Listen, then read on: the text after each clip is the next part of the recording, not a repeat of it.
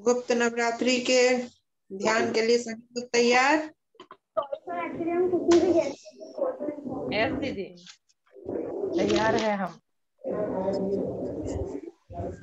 बस, तो अभी हम लोग आज जो है कल से शुरू करेंगे ध्यान, और आज हम लोग थोड़ी सी व्याख्या समझेंगे कि ये गुप्त नवरात्रि है क्या और इसका क्या महत्व है। आम तौर पे जो हम लोग जानते हैं गुप्त नवरात्रि के बारे में, या हम लोग गुप्त नवरात्रि के बारे में सुनते हैं, तो उसमें तंत्र मंत्र की बातें और 10 महाविद्या की जो बातें आती हैं कि इसमें तांत्रिक लोग ज्यादा सिद्धि करते हैं, साधनात्मक होते हैं, ये बहुत सारी चीजें हम लोग जानते हैं। तो आज हम लोग उन सारी बातों को स्पष्ट रूप से समझेंगे कि क्या है गुप्त नवरात्रि और गुप्त नवरात्रि का महत्व क्या है हमारे जीवन में, गुप्त इसे गुप्त क्यों कहा गया, और ये कहाँ कहाँ पर जाकर हम लोगों के जीवन को प्रभावित करती है। तो आज हम लोग थोड़ी सी व्याख्या समझ लेंगे, तब कल हम लोग को इसका ध्यान करने में आनंद आएगा और हम लोग जान पाएंगे कि इस ध्यान का कितना विशेष महत्व है। दीदी, तो हाँ जी, दीदी प्लीज सबको म्यूट कर देना, बहुत डिस्टरबेंस होता है नहीं तो प्लीज। हाँ मैं अभी सभी को म्यूट ही करूंगी। 2-4 मिनट की भूमिका के बाद जब हम लोग शुरू करेंगे मैं, तो सभी को मैं म्यूट करूंगी। जी। अभी अगर अभी म्यूट में की रहती तो आप कैसे बोलती? ठीक है, तो शुरू का 2-3 मिनट सभी को जी। बोलने के तो जो बोलना चाहिए शुरू शुरू में 2-3 मिनट बोल लेंगे, ठीक है। उसके बाद फिर हम लोग म्यूट करेंगे, सारी बातों को बताएंगे, फिर मैं अनम्यूट करूंगी, तो आप लोग को कोई प्रश्न करना होगा तो प्रश्न करेंगे। अगर आप लोग खुद से म्यूट रहें तो और ज्यादा अच्छा रहेगा, तब मुझे म्यूट नहीं करना पड़ेगा। ओके, क्योंकि म्यूट सभी को करके फिर करने से फिर प्रश्न उत्तर नहीं हो पाएंगे, आप लोग कुछ समझ नहीं पाएंगे तो नहीं पूछ पाएंगे। इसलिए ज्यादा अच्छा है कि आप लोग खुद से म्यूट रहने की कोशिश करें, ताकि कि हम लोग ज्यादा से ज्यादा बातों को समझ पाए। तो हम लोग सबसे पहले आते हैं, सबसे पहले तो आप लोगों को जो इतने सारे लोग जुड़े उन सबका इस मंच पर बहुत बहुत स्वागत है, न्यास योग के इस मंच पर। और हम लोग सबसे पहले न्यास योग के प्रणेता डॉक्टर बीपी शाही और तमाम उन गुरुओं का आवाहन करेंगे जिनके माध्यम से हम ज्ञान और विवेक की प्राप्ति करते हैं। अखंड ब्रह्मांड में सारी गुरु सत्ताएं एक साथ काम करती हैं, और उन सारी गुरु सत्ताओं को हम एक साथ आवाहन करेंगे ताकि वह उनकी सूक्ष्म ऊर्जा हमारे साथ आए और हम लोगों को एक नई दिशा दें। आज के दिन जो कुछ भी हम लोग जानने और समझने को बैठे हैं उसके बारे में विस्तार से, सुंदर से, समग्रता में हम समझ पाए। तो 2 मिनट के लिए गुरु का ध्यान करेंगे, आंखें बंद कर लें। श्वासों पर ध्यान, रीढ़ की हड्डी बिल्कुल सीधी, आंखें कोमलता से बंद, शांत और स्थिर भाव। जिस किसी स्वरूप में आप गुरु का ध्यान करना चाहते हैं उनका ध्यान कर लें।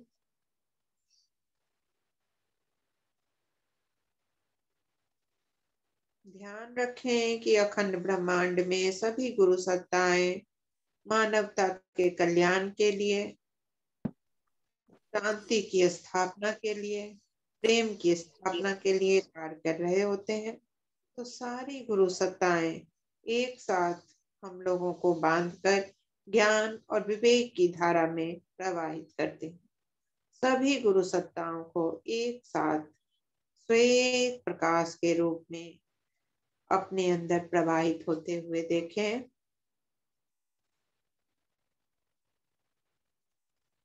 ज्ञान से परिपूर्ण, विवेक से परिपूर्ण हमारा संपूर्ण अस्तित्व गुरु के सानिध्य में, गुरु के सूक्ष्म संरक्षण में हम ज्ञान और विवेक की बातें करेंगे। तो गुरु का ध्यान। ओम अखंड मंडलाकारं व्याप्तं येन चराचरं तत्पदं दर्शितं येन तस्मै श्री गुरवे नमः। गुरुर्ब्रह्मा गुरुर्विष्णु गुरुर्देवो महेश्वरः गुरु साक्षात् परं ब्रह्म तस्मै श्री गुरवे नमः। ध्यानमूलं गुरुर्मूर्ति पूजामूलं गुरोर्पदम् मंत्रमूलं गुरुर्वाक्यं मोक्षमूलं गुरोर्कृपा। गुरु कृपा ही केवल। गुरु के सानिध्य में हम निरंतर आगे बढ़ते रहें, इसी शुभकामना के साथ आज के इस सत्र को हम प्रारंभ करते। दोनों हाथ रगड़कर आंखों पर रखेंगे और धीरे से आंखों को पुनः पुनः आप लोगों का एक बार बहुत बहुत स्वागत।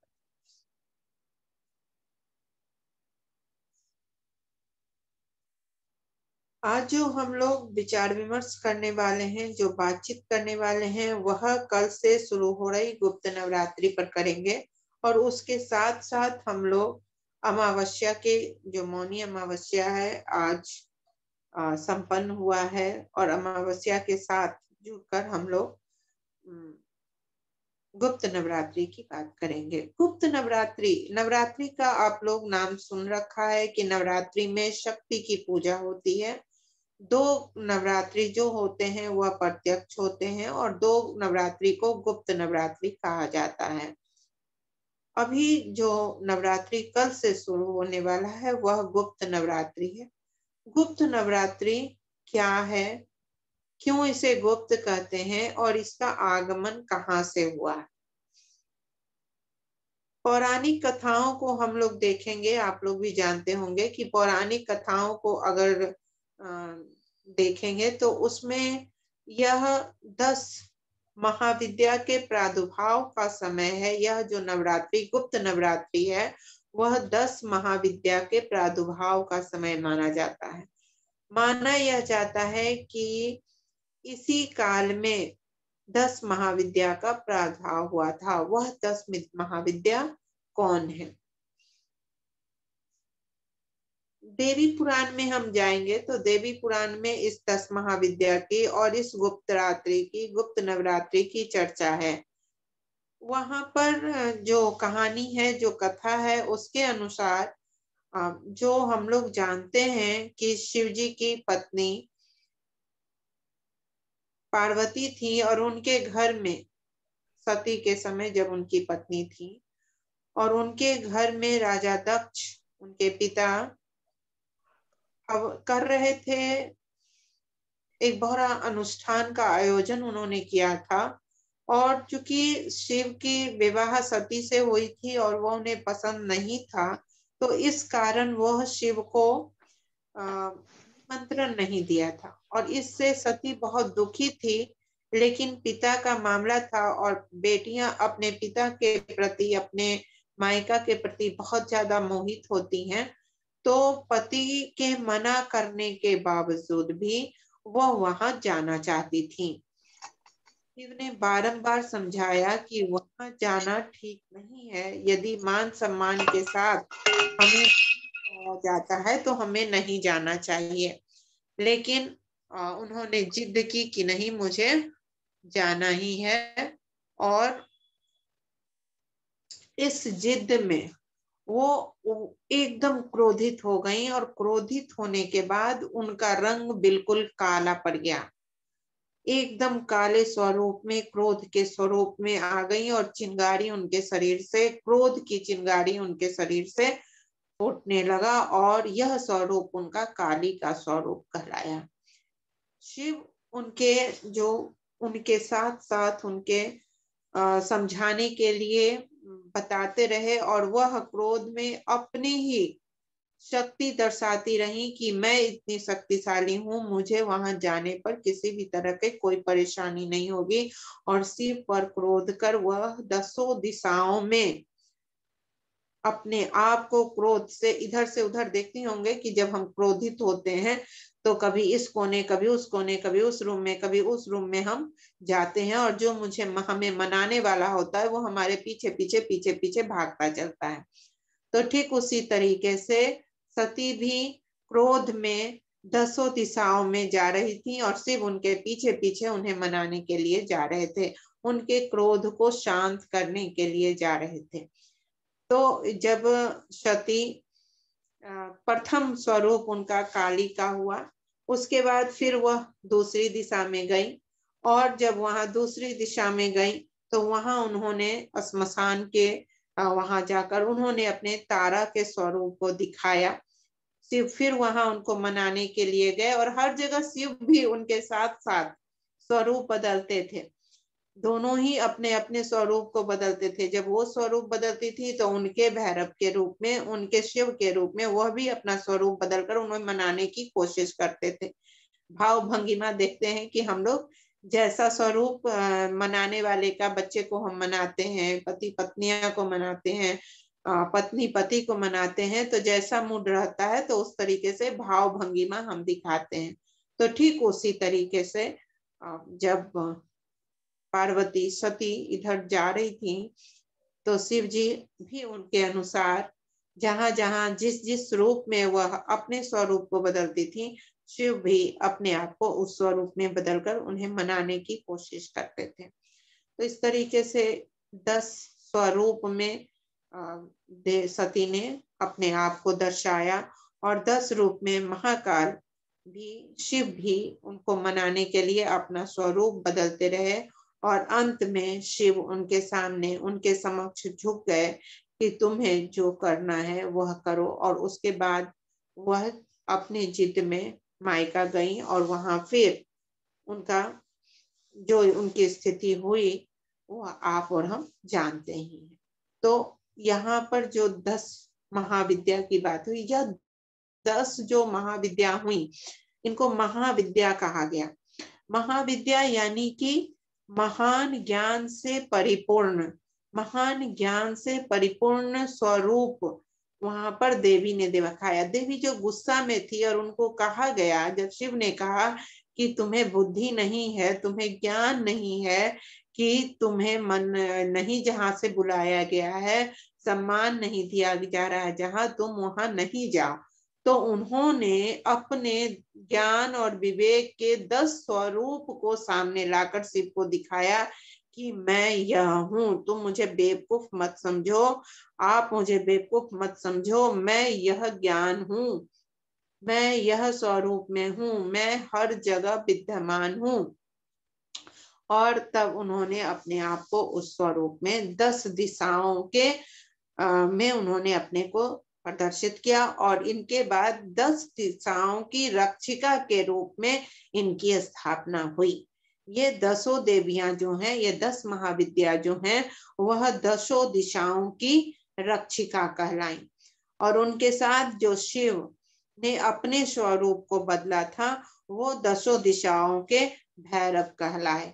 और ये जो शिव और शक्ति स्वरूप 10 दिशाओं की अधिष्ठात्री देवी और देव कहलाए। और ये जो गुप्त नवरात्रि है उसमें इनकी गुप्त, अब चूंकि ये लोग गुप्त थे क्योंकि ये लोग आपस में ही एक दूसरे का प्रदर्शन करके दिखा रहे थे, तो यह शक्ति जो यह स्वरूप 10 दिशाओं में अधिष्ठात्री हुए, तो यह बहुत गुप्त साधकों को, गुप्त जो ऋषि महात्मा संत थे उनको ही यह रहस्य पता था।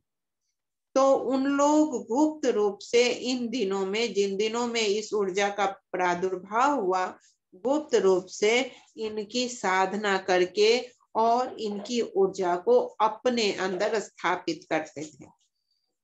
और वह सिर्फ बहुत उच्च साधकों के लिए यह साधना होती थी, जिसको कि व्यवस्थित साधना, गुप्त और एकांत साधना तो आम लोगों में यह बहुत ज्यादा प्रचलित नहीं हुई, आम लोगों में यह बहुत ज्यादा चला नहीं, आम लोगों के बीच यह नहीं आया, क्योंकि इसको धारण करना, इसकी व्याख्या को समझना, समझाने वाले लोग उतनी व्याख्या को समझा नहीं पाए और इन चीजों को उन लोगों ने अपने तक सीमित कर लिया। बाद में इसे तंत्र व्यवस्था से, जो वेदों में आप जाएंगे तो अथर्ववेद में इसकी व्याख्या है, और उसके बाद आप उपनिषदों में जाएंगे तो बहुत सारे उपनिषद में इनकी व्याख्या है, 10 महाविद्या की, और इस शक्ति, शिव शक्ति की, कुंडलिनी के रूप में शिव शक्ति की व्याख्या है। ईरा, पिंगला और सुषुम्ना के रूप में योग में, जब योग चूड़ामणि में जाएंगे और पातंजलि योग में जाएंगे, योग के व्यवस्था में जब आप जाएंगे तो वहां पर इन्हीं शक्ति को, इसी त्रिशक्ति को ईरा, पिंगला और सुषुम्ना नाड़ी की शक्ति के रूप में प्रदर्शित किया गया है, दिखाया गया है।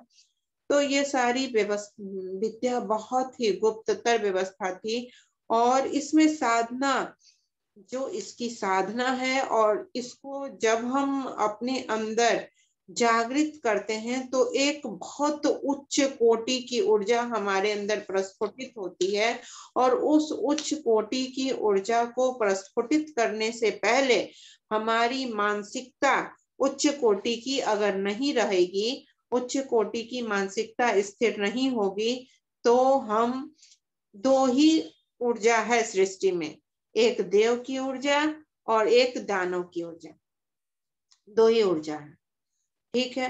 देव की ऊर्जा और दानव की ऊर्जा, देव की प्रवृत्ति और दानव की प्रवृत्ति। अगर आपके अंदर दानव की प्रवृत्ति लेकर ये साधना करते हैं तो आप में दानवी प्रवृत्ति जागृत होती है। ये एक शक्ति है, ये सिर्फ एक एनर्जी है। ये सारी जो साधनात्मक चीजें होती हैं वो सिर्फ एक एनर्जी है। शिव और शक्ति एक एनर्जी है। सारे जितने भी नाम लिए जाते हैं, अभी मूर्ति तो सिर्फ उनके परिचय के लिए, पहचानने के लिए है, लेकिन जितने नाम लिए जाते हैं वो सब ऊर्जा है।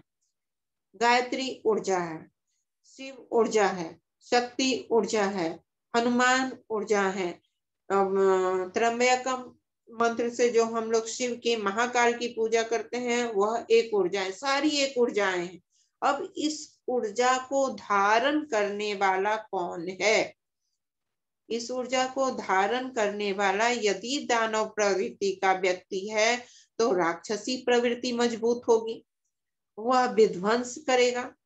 और अगर इसको धारण करने वाला व्यक्ति देव स्वरूप है, जो मानवता की स्थापना के लिए बना है, जो समाज में प्रेम की स्थापना के लिए बना है, वह इसको अगर धारण करता है तो वह समाज को निर्माण के कार्य में लगाएगा, निर्माण के लिए आगे बढ़ेगा। तो यह ऊर्जा इतनी तेजी से व्यक्ति के अंदर जागृत होता है और वह इतनी तेजी से आपको उच्चतम पर पहुंचा देता है, इतना हाईएस्ट लेवल की आपकी एनर्जी बना देता है कि आप जो बोलेंगे वह होगा।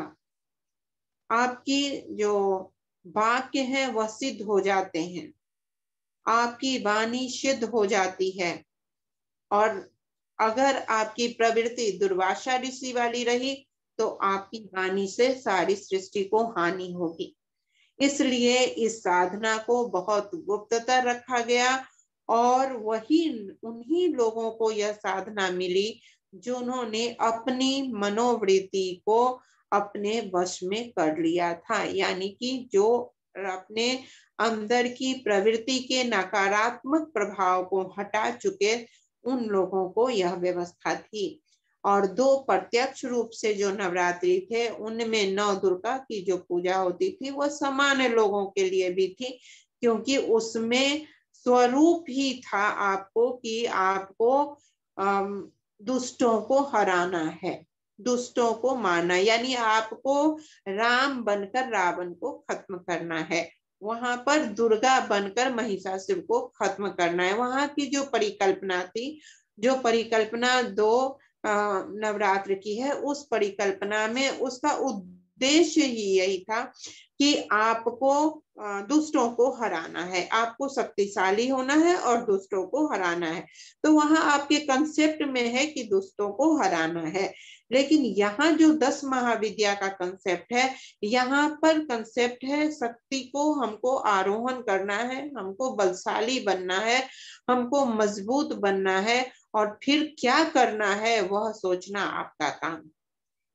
तो अगर बिना सोचे, बिना तैयारी के, बिना आपके शरीर और मन की तैयारी के अगर यह साधना कर लेते हैं, इसकी व्यवस्था में प्रवेश कर जाते हैं, तो फिर या तो आप कमजोर पड़ जाएंगे, भयभीत होकर इससे हट जाएंगे, या आप दुष्ट बन जाएंगे, बहुत बलशाली ताकतवर, बिना विवेक के, बिना ज्ञान के, बिना बुद्धि के इसको धारण कर लेंगे, तो फिर आप राक्षस बन जाएंगे और फिर आप खाने लगेंगे सभी को। इसी के कारण इसकी बहुत सारी देखते हैं कि तांत्रिक प्रक्रिया में आप लोग को भयभीत हो जाते हैं, भयभीत कर दिया जाता है तांत्रिक प्रक्रिया के नाम पर।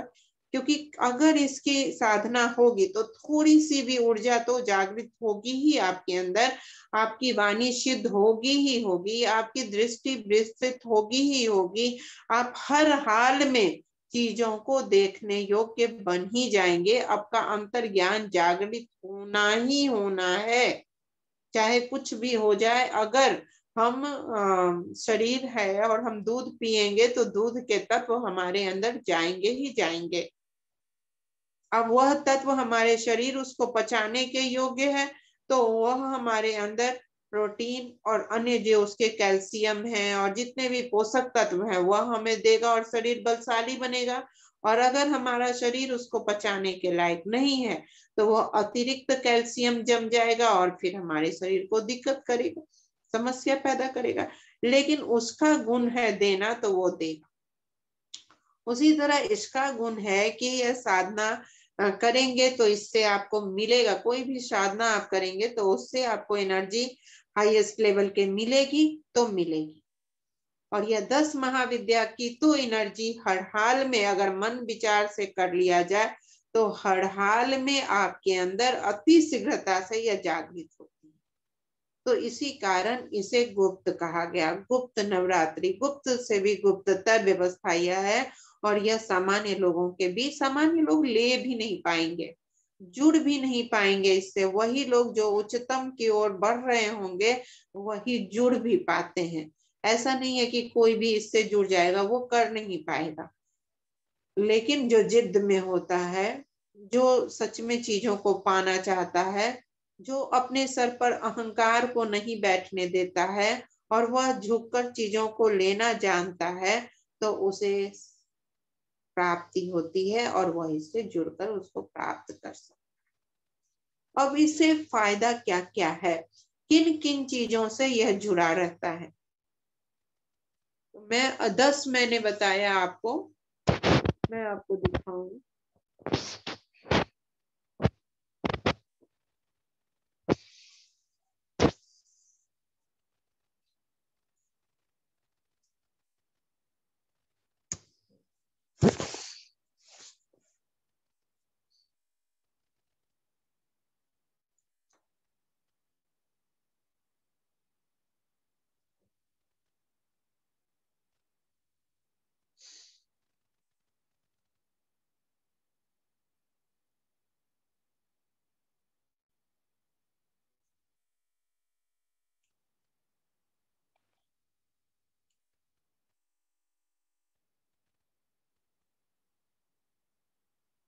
दस दिशाओं की जो मैंने चर्चा की थी, वह 10 दिशा, ये आप लोगों को दिख नहीं रहा है ना?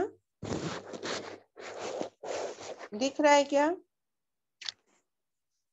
अच्छा, आप लोग की आवाज तो बंद है। ये बहुत अच्छी बात है।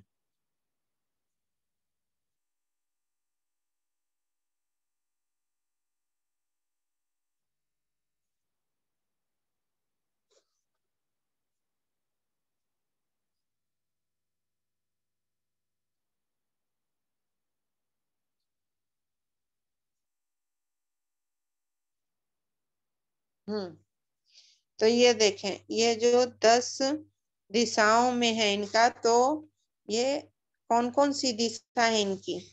भगवती काली और तारा देवी जो है वो उत्तर दिशा में गई थी, तो उनकी दिशा उत्तर की दिशा है और वो उत्तर दिशा की अधिष्ठात्री देवी मानी गई, यानी उत्तर दिशा की सुरक्षा इनके हाथों में रहती है। षोडशी जो तीसरी देवी हैं, जिनको श्री विद्या भी बोलते हैं, त्रिपुर सुंदरी भी बोलते हैं, षोडशी भी बोलते हैं, उनका कौन ईशान दिशा है। ईशान दिशा आप लोग जानते हैं कौन सी दिशा होती है? यह दिशा ईश्वर का स्थान माना जाता है और यह सबसे खूबसूरत स्थान होता है घर का। यह कोना जहाँ कहीं भी इस कोने में ईश्वर का वास माना जाता है।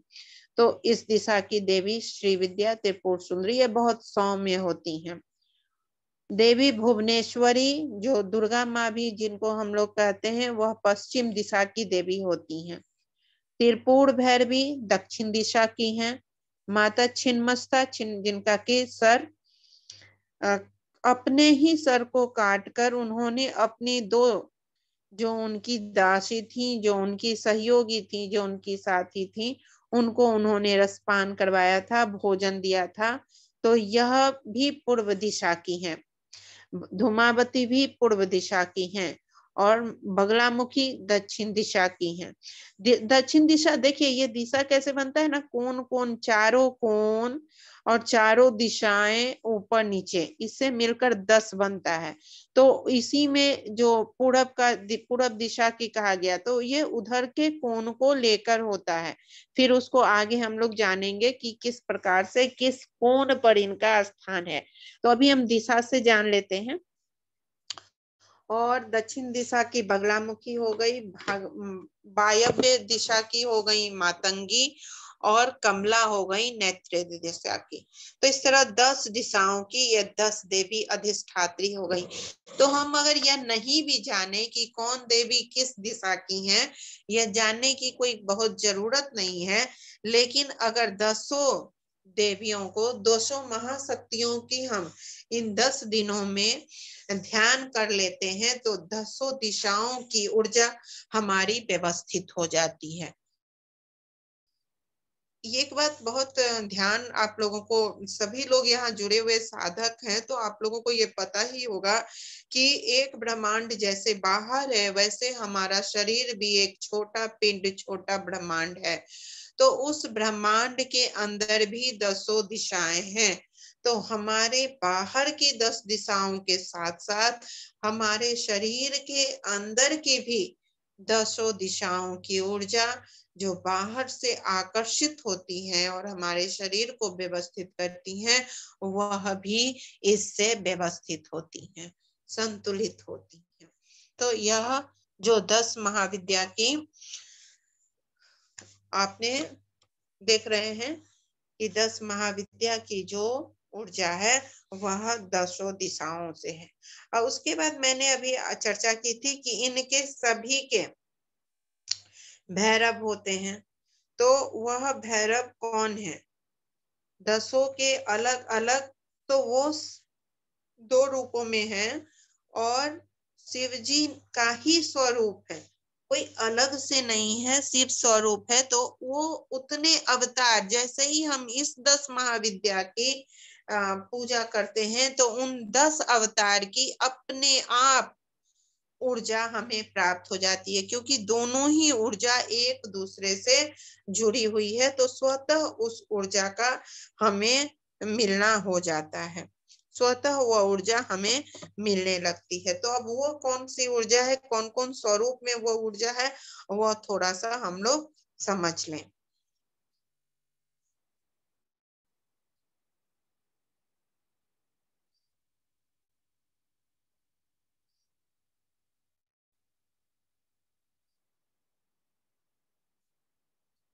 क्लियर हो रही है?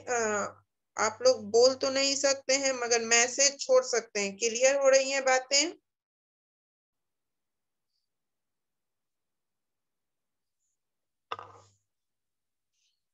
बातें क्लियर हो रही हैं?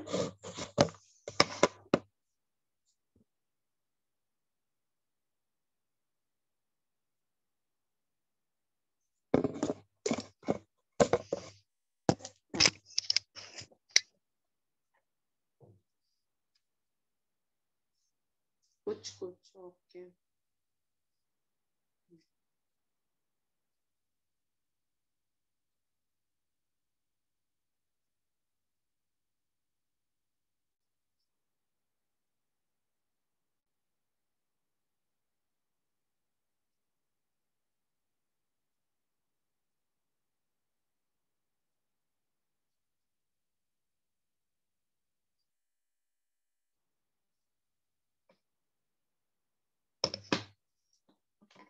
देखिए इसकी जो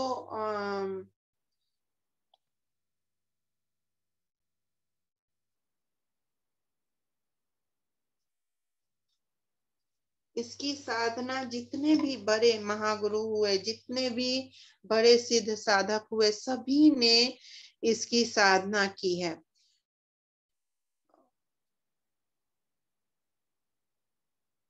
और सभी ने इसको लिखा है। लेकिन हाँ, ये गुप्त से भी गुप्ततर व्यवस्था होने के कारण यह मूल रूप से गुप्त ही रही है। यह बहुत ज्यादा जो इसमें प्रवेश करते हैं, देखिए ये शक्ति तत्व का वैज्ञानिक निरूपण और विधि विधान, ये किन्होंने लिखा है? वेद मूर्ति तपोनिष्ठ पंडित श्री राम जी शर्मा आचार्य जी ने। तो इन्होंने चारों वेद, 108 उपनिषद, षड्दर्शन सभी के साथ साथ उन्होंने तंत्र महाविज्ञान की भी पूरे चर्चा की है। और उन्होंने स्पष्टता के साथ 10 महाविद्या की उपासना कहाँ से आई, भारत में शक्ति उपासना कहाँ से आई, शक्ति उपासना का प्रसार प्रसार कहाँ कहाँ हुआ, बेबीलोनिया में, मिस्र में, चीन में, ग्रीस में शक्ति विज्ञान कहाँ है, अभी वर्तमान में शक्ति और आधुनिक विज्ञान क्या है,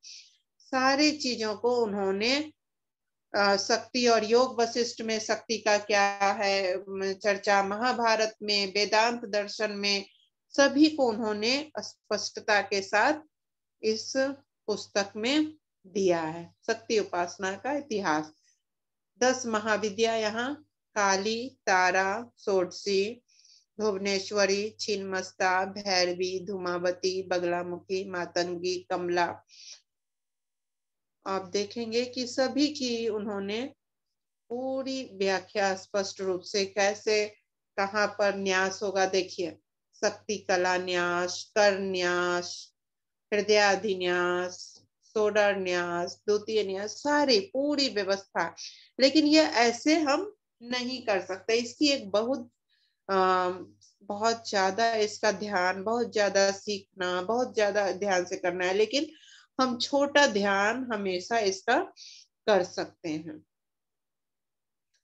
इसी तरीके से आपको देखेंगे इनका 2 खंड है, तो एक वह है, एक यह है।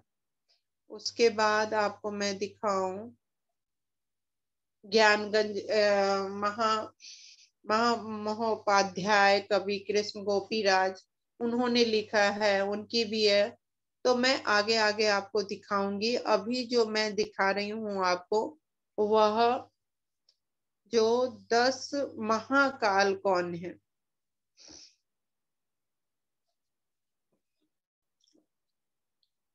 एक बात आप लोग क्लियर समझ लें, सिंपल सी बात, मैं जो ध्यान करवाने वाली हूँ उसमें मैं सिर्फ इतना बताना चाहती हूँ आप लोगों को कि 10 महाविद्या महान ज्ञान के विवेक की वह ऊर्जा है जिस ऊर्जा से हम लोग उच्चतम की प्राप्ति कर सकते हैं। यह सारी भूमिका सिर्फ इसलिए आपको बताई जा रही है ताकि कि आप जब यह करते रहें तो इनके साथ इन तमाम ऊर्जाओं को समझें कि यह सारी ऊर्जा साथ साथ हमारे अंदर प्रविष्ट हो रही है।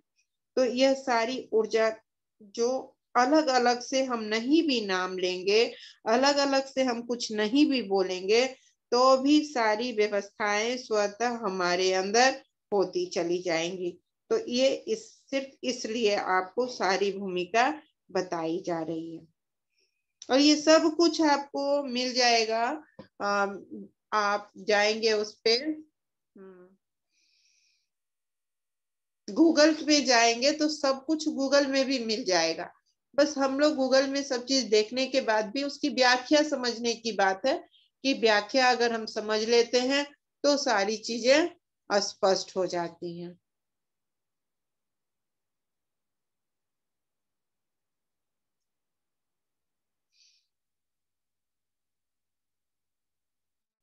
ये देखिए, ये जो 10 महाविद्या हैं उनके भैरव हैं। काली महाविद्या के भैरव को महाकाल कहते हैं। तारा के भैरव अक्षोभ्य भैरव कहलाते हैं। षोडशी के कामेश्वर भैरव कहलाते हैं। भुवनेश्वरी के सदाशिव या त्र्यंबकम कहलाते हैं। त्र्यंबकम बगलामुखी के भी कहलाते हैं। भैरवी के महाविद्या जो त्रिपुर भैरवी हैं उनकी दक्षिणामूर्ति भैरव हैं। छिन्नमस्ता महाविद्या हैं उनके भैरव कबंध कहलाते हैं। धूमावती महाविद्या हैं उनके भैरव वो चूंकि विधवा रूप में स्वरूप में आती है इसलिए उनका कोई भैरव, उस समय वो क्रोधित होकर शिव जी ने कहा है कि जब तुम मेरी कोई बात नहीं सुन रही हो तो जाओ, मैं ही नहीं रहता हूँ। और उन्होंने अपने आप को उस समय उनके सामने ही जलाकर समाप्त कर दिया और तब वह धूमावती जो है विधवा स्वरूप में सामने आई, इसलिए उनका कोई भैरव उस समय नहीं है। बगलामुखी महाविद्या उनके मृत्युंजय हैं, महारुद्र भी कहलाते हैं। मातंगी के भैरव मातंग मतंग कहलाते हैं या एक वक्त्रा कहलाते हैं। और कमला के नारायण विष्णु कहलाते हैं। तो ये 10 आपके महा जो उनके भैरव है। जब जब जब उन्होंने अपने स्वरूप को बदला सती ने, तब तब शिव ने भी अपने स्वरूप को बदला और इस स्वरूप में उन्हें मनाने गए। तो इस स्वरूप में उनके साथ रहे। क्लियर है यहां तक?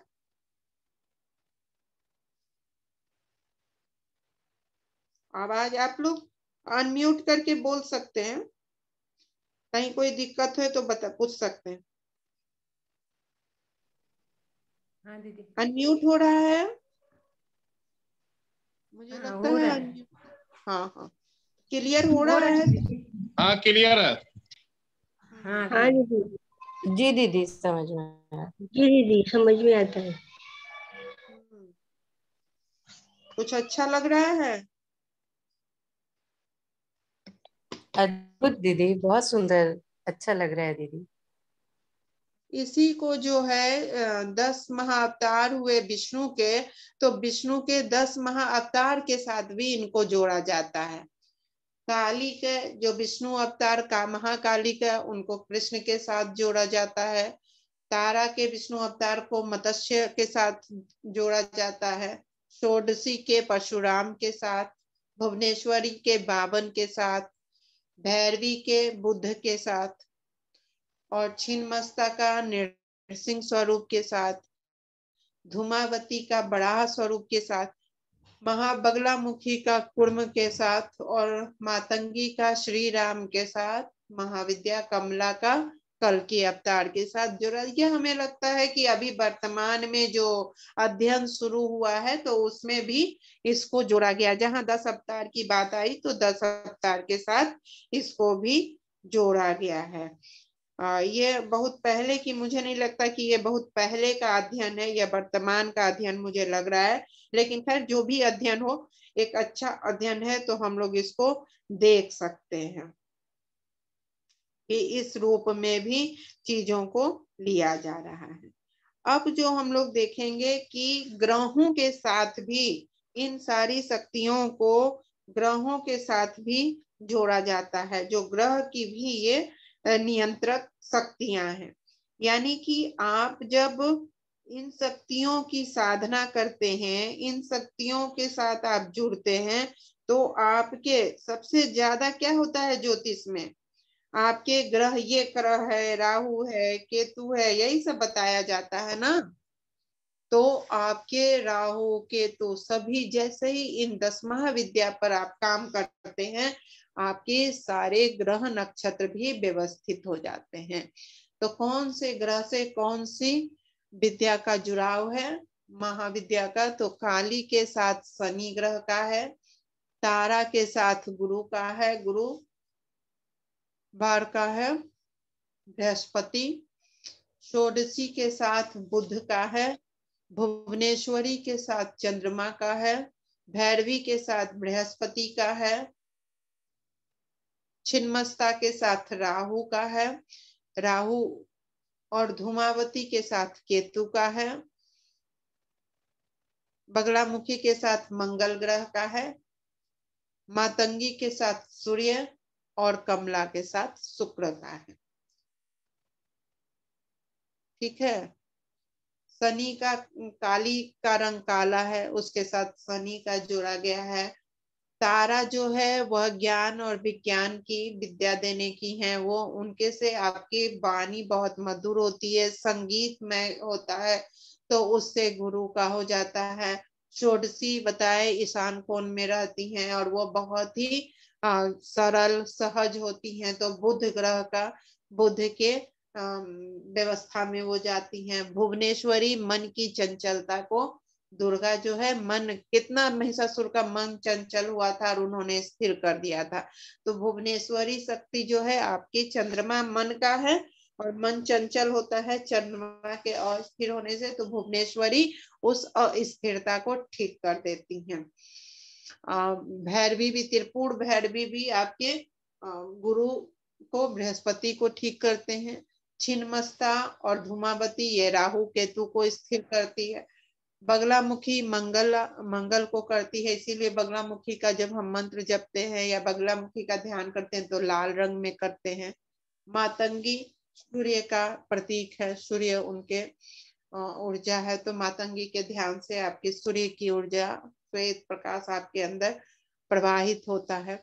और कमला जो है शुक्र की है, कमला कौन हो गई, लक्ष्मी हो गई, और लक्ष्मी शुक्र कौन है, वह भी आपकी समृद्धि का कारक है, तो समृद्धि, कमला समृद्धि को बढ़ाती है। तो इस तरह 10 महाविद्या आपके 10 जो आपके 9 ग्रह हैं, उन 9 ग्रह को भी स्थिर करती है। ये सब सिर्फ जानना है कि जब आप 10 महाविद्या की साधना करते हैं, क्या क्या चीजें आपकी स्थिर हो जाती हैं और कौन कौन सी ऊर्जा स्वतः आपको मिलने लगती है, स्वतः आप में प्रविष्ट हो जाती है।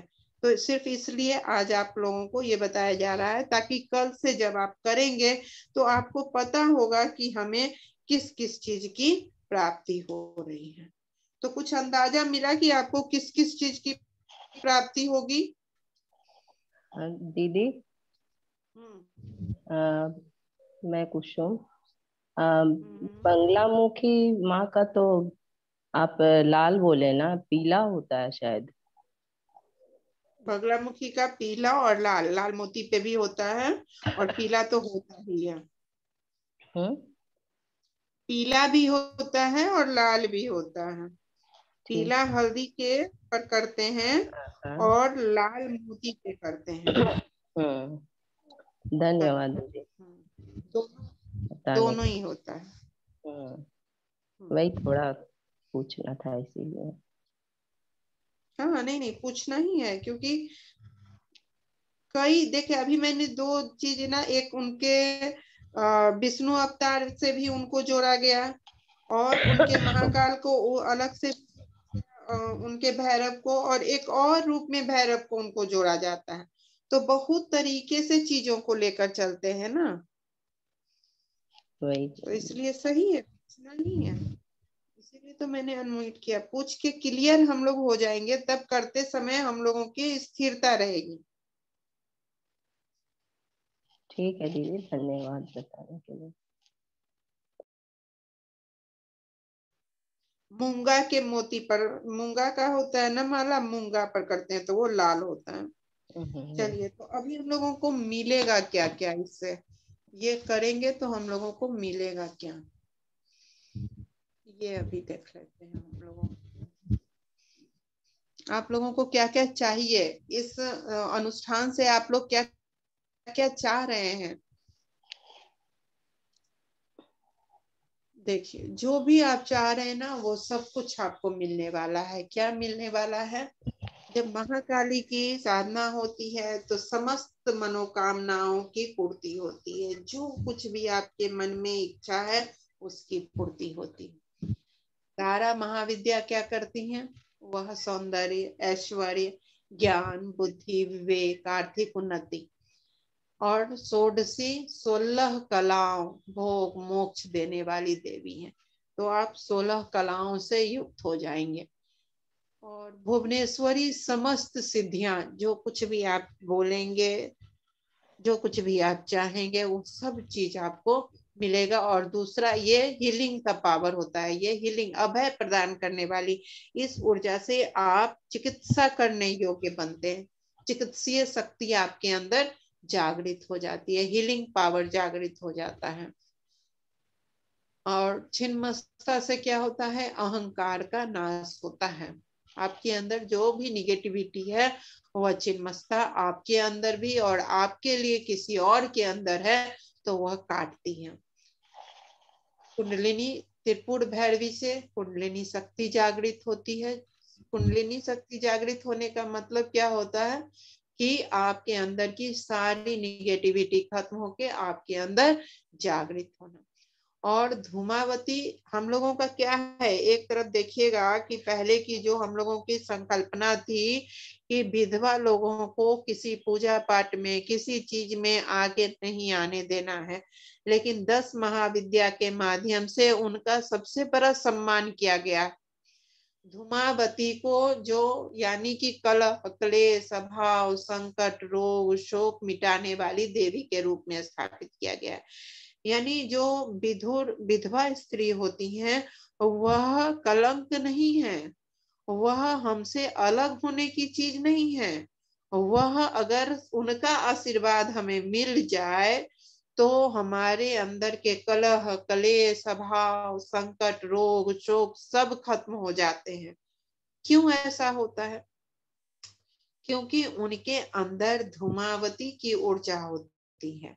जितना भी विधवा स्त्री जो होती है वह अंदर से जितनी दुखी होती है तो उसके कारण उनकी संवेदना बहुत ज्यादा जागृत होती है। और वह संवेदना उनके अंदर से जो उनसे अच्छे से प्रेम से बात करता है उसके लिए 1000 गुना प्रेम के रूप में बाहर निकलता है। और वह जो उनकी 1000 गुने आशीर्वाद मिलते हैं उससे हमारा कलह, क्लेश, संकट, रोग सब मिटता है। तो प्रथम पूजनीय होती है वह, लेकिन कुछ विशेष कारणों से और जो भी व्यवस्था हमारी सामाजिक व्यवस्था बनी उसमें उनको ही इग्नोर कर दिया गया। और इसके कारण देखेंगे कि समाज में कितनी समस्याएं उत्पन्न हुई, घर घर में कितनी समस्या, क्योंकि एक लक्ष्मी स्वरूप, एक बहुत ही सुंदर ऊर्जा को हम लोग अपने सारे अच्छे काम से अलग कर देते हैं। तो यह बहुत बड़ी बात 10 महाविद्या के माध्यम से हम जानते हैं कि वह एक हमारे घर की बहुत बड़ी ऊर्जा है, एनर्जी है। और इसको काट देना मतलब एक अंग को काट देना है। आप एक दिशा की जो सुरक्षा है धूमावती की, उस दिशा की सुरक्षा को आप रोक देते हैं, उस दिशा से आने वाली सुरक्षा को आप खत्म कर देते हैं। और सबसे बड़ी बात है कि वह धूमावती जो है केतु ग्रह, राहु और केतु, इस दो को हम लोग सबसे ज्यादा खतरनाक मानते हैं। और धूमावती केतु ग्रह की अधिष्ठात्री देवी है। तो क्या होता है, जैसे ही हम किसी भी विधवा स्त्री का अपमान करते हैं, उसकी तरफ हम लोग घृणा से देखते हैं या उनके तरफ हम दया के भाव से देखते हैं, तो उसी समय हमारी केतु की ऊर्जा कमजोर पड़ जाती है। केतु अगर उनका हम सम्मान करते हैं, उनके साथ अच्छे से रहते हैं, तो हमारा केतु मजबूत हो जाता है। तो ये एक बहुत आपके रहस्य की बात है। इन सब रहस्यों को जल्दी सामने कोई लाता नहीं है, लेकिन जो इस रहस्य को समझ जाता है तो वह बहुत ही ज्यादा, देखिएगा कि जो शक्ति की साधना में रहेगा वह किनकी किन के सम्मान करता है। जितनी भी स्त्रियां होती हैं, वेश्या स्त्री होंगी, उनका वो बहुत इज्जत करेगा। कमजोर होंगी, घर से निकाल दी गई होंगी, उनका वो बहुत सम्मान करेगा, क्योंकि उन सब में जो 10 महाविद्या देवी, जब शिव जी ने क्रोध उनको दिलाया कि तुमको नहीं जाना, और वो क्रोधित हुई, तो अपने अंदर के उन 10 स्वरूप को सामने लाया।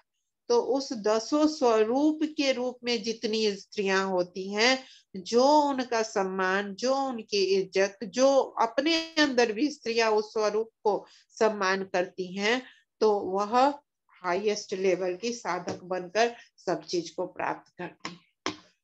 इसी तरीके से बगलामुखी हैं, वह शत्रु को समाप्त करती हैं। कोर्ट कचहरी का जितना भी विवाद होगा किसी भी तरह का, तो उनकी ऊर्जा से सफलता मिलती है। मातंगी महाविद्या क्या करती हैं? वह आपकी वाणी को शुद्ध करती हैं। और परा अपरा विद्यादाता है। परा अपरा का मतलब क्या होता है? जो हम लोग बोलते हैं ना कि भूत पकड़ लिया, जो हम लोग बोलते हैं कि कोई वो आत्मा, गलत आत्मा ने डिस्टर्ब कर दिया, तो किसी को नजर लग गया, तो यह ऊर्जा उन सब से बचाव करती है। और कमला तो समृद्धि देने वाली है ही। तो जब आप यह साधना 10 महाविद्या की करते हैं, तो इतनी सारी चीजें आप पा लेते हैं। देखिए, अब इन चीजों में कुछ घटा तो नहीं है। कोई और चीज घट गया है तो बताइए आप लोग, तो इसमें जोड़ दिया जाएगा।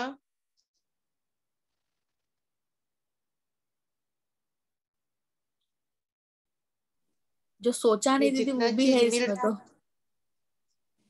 हाँ, तो अगर कुछ घट रहा है तो वो भी हम लोग जोड़ सकते हैं।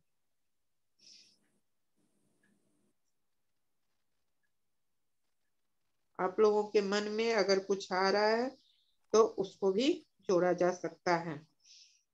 यानी कि जो कुछ भी सृष्टि में पाना है, इस साधना से, इसके साथ मिलकर हम प्राप्त कर सकते हैं।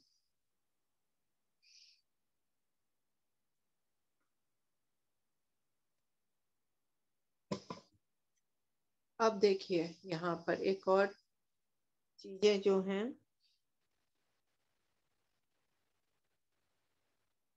बहुत अच्छी चीज आपको एक मैं दिखाती हूँ। यहाँ तक ठीक ठाक है?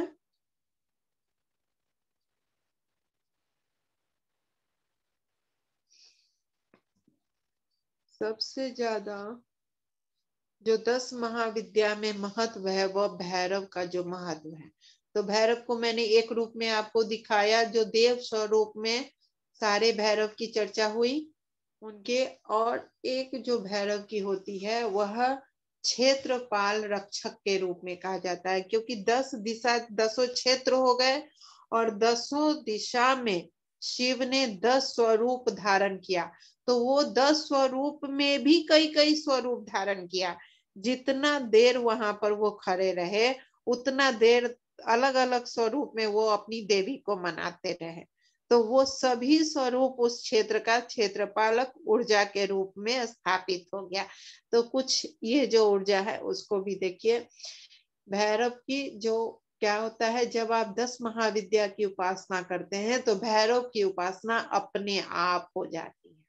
उसमें जो सबसे महत्वपूर्ण भैरव है, वह बटुक भैरव है। काल भैरव है। काल भैरव का नाम तो आप लोगों ने सुना ही होगा। इसके अलावा चंड भैरव हैं, श्मशान भैरव हैं, उन्मत्त भैरव हैं, रूढ़ भैरव हैं, असितांग भैरव हैं, क्रोध भैरव हैं, कपाल भैरव हैं, संहार भैरव हैं। ये सभी भैरव हैं। और ये सभी भैरव जो है धन समृद्धि के लिए आकर्षित होते हैं। स्वर्ण का आकर्षण इन भैरवों की पूजा से मिलता है। और ये भैरव की पूजा हमें अलग से करने की जरूरत नहीं पड़ती है। जैसे ही हम, क्योंकि ये जो 10 महाविद्या हैं उनके साथ साथ चिपके हुए हैं, उन्हीं को मनाने के लिए ये इन लोगों ने ये स्वरूप शिव ने धारण किया। तो क्या है कि वह उनके साथ साथ रहता है। तो जैसे ही 10 महाविद्या की ऊर्जा के हमारे अंदर जागृति हुई, जैसे वह साधना हमारे अंदर जागृत हुई, ये सभी ऊर्जा हमारे लिए काम करने लगती है ना। अभी क्या होता है कि मान लीजिए हमारा दोस्त जो है बैडमिंटन टीम का कोच जो है वो मेरा दोस्त है, ठीक है। अब क्या होगा, बैडमिंटन टीम का कोच जब मेरा दोस्त है और वो कोच अभी फील्ड में नहीं आया है, तो बैडमिंटन टीम के साथ सामने मैं खड़ी हूँ, बैडमिंटन टीम का कोई मुझे नहीं जानता है, तो मैंने उसे गाली दे दिया, क्रोध कर दिया, कुछ बोल दिया, पूरी बैडमिंटन टीम आ गई मुझे मारने के लिए। और उसी समय उनका कोच आ गया, और कोच जैसे ही आया उसने कहा, अरे अरे रीता जी, आप मेरे साथ यहाँ पर हैं, यहाँ आई हुई हैं, अब क्या होगा। अब कोच के गले मिल गए, अब क्या होगा, परिस्थिति क्या होगी, अब बताइए आप लोग।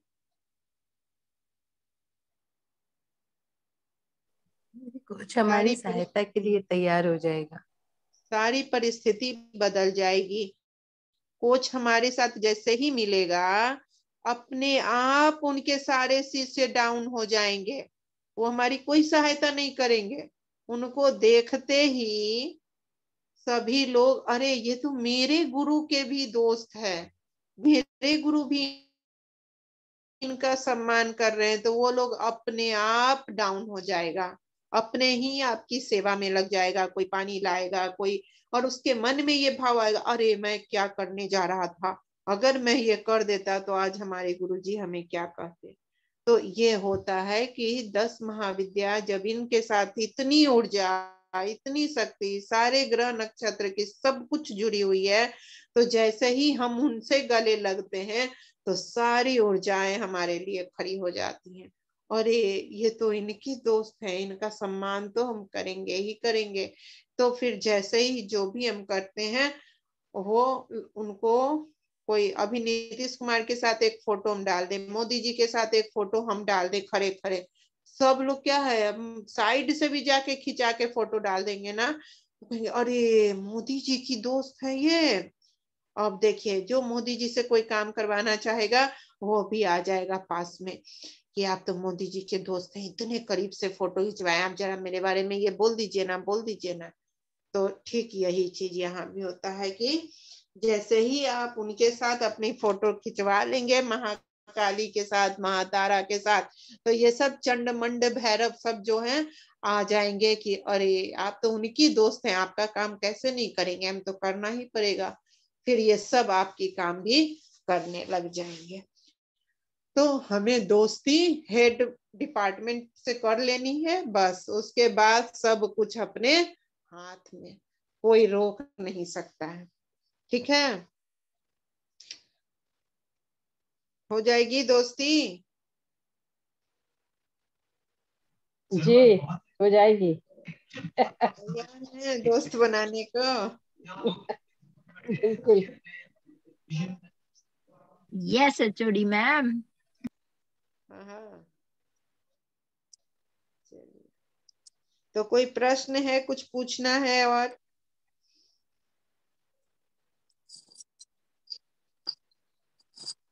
किसी को कोई प्रश्न है, कुछ पूछना है इस बारे में?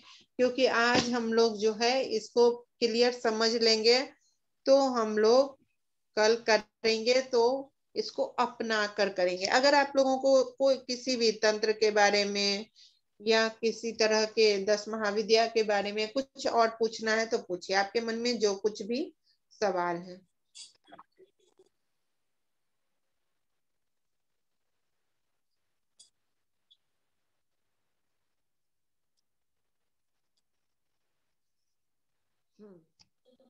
अब आप लोग सवाल कर सकते हैं।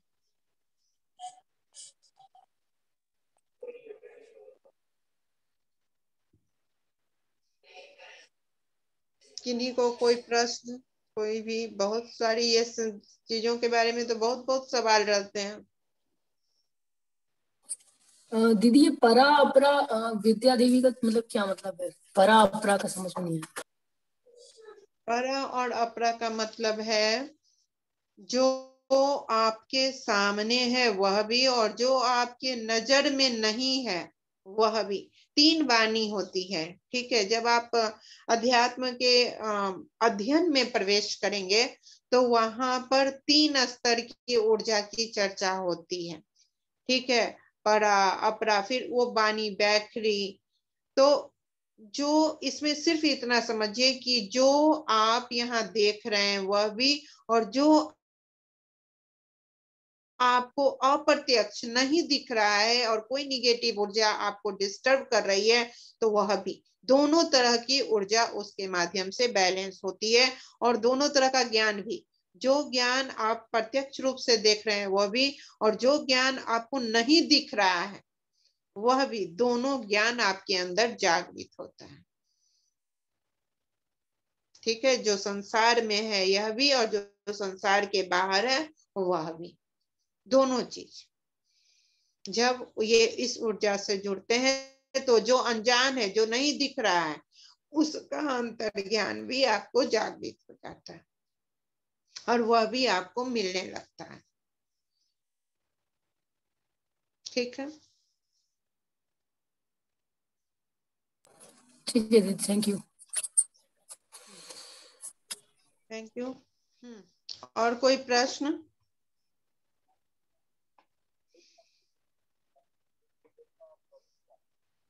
किन्हीं को कोई प्रश्न है तो कर ले।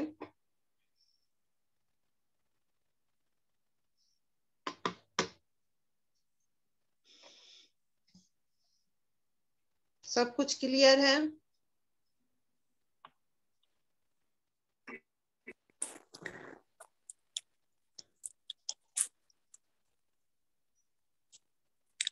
नमस्ते मैम। नमस्ते मैम, ये शिव शक्ति के से पहले शिव का स्वरूप क्या था? शिव शक्ति से पहले शिव का स्वरूप क्या था? शिव शक्ति के बाद भी शिव का वही सब स्वरूप है जो शिव शक्ति से पहले भी था। हम लोग इसे एनर्जी के रूप में देखते हैं, प्रकाश के रूप में देखते हैं। जो आपके तंत्र विज्ञान में जाएंगे या अध्यात्म की उच्चतम अवस्था में जाएंगे तो वहां पर सब कुछ को प्रकाश के रूप में और ध्वनि के रूप में देखा जाता है। तो आदि शक्ति का पहले भी आपको महाकाल और महाकाली, काल से परे जो ऊर्जा है वह महाकाल है, और जो काल से परे ऊर्जा शक्ति है वह महाकाली है, और ये दोनों से परे कुछ भी नहीं है। तो यह जो ऊर्जा है वह प्रकाश स्वरूप, और आप उसको पंच तत्वों के रूप में लेकर चल सकते हैं। ब्रह्मांड की जो संरचना हुई उस स्वरूप में लेकर चल सकते हैं उस ऊर्जा को। सबसे जरूरी है कि हम उन व्याख्याओं में उलझने के बजाय हम अपनी आंतरिक व्याख्या को देखें कि हमारे अंदर क्या शिव और शक्ति यानी पुरुष और प्रकृति यानी स्त्री और पुरुष की ऊर्जा है या नहीं है। निर्माण ये स्त्री और पुरुष की ऊर्जा से हुआ है या नहीं। अगर साइंटिफिक वैज्ञानिक रूप से लेकर चले तो हमारा निर्माण किन चीजों से होता है? स्त्री शक्ति से और पुरुष शक्ति से, शुक्राणु और अंडाणु के मिलने से होता है। यही तथ्य है, यही सत्य है, और इसी को आप शिव और शक्ति मानते हैं। तो आप उससे पहले जाने के बजाय जो वर्तमान में दिख रहा है, आप कुछ पाना चाहते हैं तो पाने की जो आधारशिला है उस आधारशिला पर आए। उससे पहले क्या था?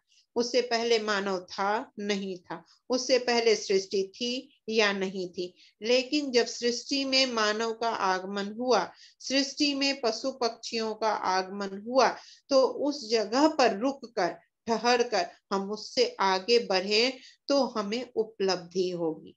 तो हम उपलब्धियों की ओर आगे बढ़ें और वहां देखें कि जो है जिसके निर्माण हुआ है, यानी एक स्त्री और एक पुरुष, यानी एक शिव और एक शिव शक्ति के मिलने से ही निर्माण हुआ है, तो उस निर्माण को लेकर हम आगे बढ़े।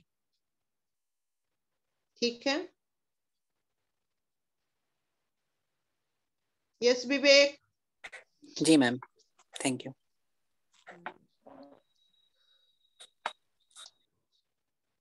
और कोई प्रश्न?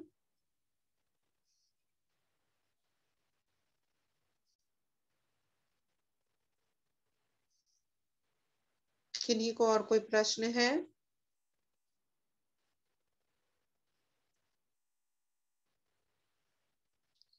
अगर आपको ज्यादा जानकारी चाहिए तो मैं बहुत सारे पुस्तक भी इस पे, कहाँ से शक्ति उपासना हुई, किस प्रकार हुआ, तो कुछ पुस्तकों को भी मैं आप लोगों को ग्रुप में शेयर कर दूंगी और आप वो पढ़ेंगे। ठीक है, छोटी छोटी पुस्तकें अभी जो मैं दिखाई वो मैं नहीं करूंगी क्योंकि थोड़ी कठिन होंगे आप लोगों के लिए, लेकिन छोटी छोटी जो पुस्तकें हैं उसको जरूर मैं आपको शेयर कर दूंगी। जो मैंने अभी ये दिखाया, ठीक है, तो इसको समझने में थोड़ा टाइम लगेगा। इस पर हम लोग क्लास करेंगे, एक बार विस्तार से हम लोग इस पर क्लास करेंगे और इसको हम लोग एक एक अक्षर अक्षर को पढ़कर समझेंगे कि कहाँ से चीजें आई हैं। तो अभी तो हम लोग 9 दिन की साधना कर लें, बाद में मैं एक क्लास करूंगी इस पे, जिसपे कि हम लोग इन सारी चीजों को, तंत्र की घृणित साधनाएं क्या है, वास्तविकता क्या है, वो सारी चीजों को हम लोग पढ़ेंगे और समझेंगे। तो उस पर एक हम लोग बातचीत करेंगे कि ये है क्या, शिव कौन है, शक्ति क्या है, कहाँ से कैसे। लेकिन अभी हम लोग प्रत्यक्ष में ये जाने कि यह क्या है, तो बस वह ऊर्जा है जिस ऊर्जा से सृष्टि का निर्माण होता है। ठीक है, और कोई प्रश्न है किन्हीं के पास? कुछ और जानना है?